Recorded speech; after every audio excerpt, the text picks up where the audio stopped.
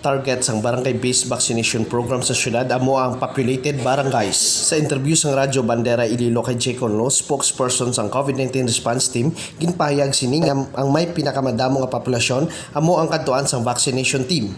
May 4 na sila ka mga barangay sa syudad nga natumod kag nadala ini sa populated barangays. Una nilang ginpatuman ang amo nga programa sa Barangay Kalumpang, kag sunod naman ila pagkakatuan Barangay Boulevard, kag Barangay San Juan sa distrito sa Molo, kag Barangay Kalaparan, Arevalo. Sunod ay Conlo, target sang city government nga makabakuna sa kada barangay sang 300 ka mga senior citizen, PWDs kag bedridden individuals. Madumduman nga sang nagligad nga Bernes nagsugod ang barangay-based vaccination program sa Barangay Kalumpang. Sa karon wala pa nahibaluan kung ano ang masunod nga area kag unsan o masugod ang vaccination sa kada barangay bagud sa kakulang pa sang supply sang bakuna sa syudad apang ginpasigurado sang tagapamaba nga malabot ang ila nga target.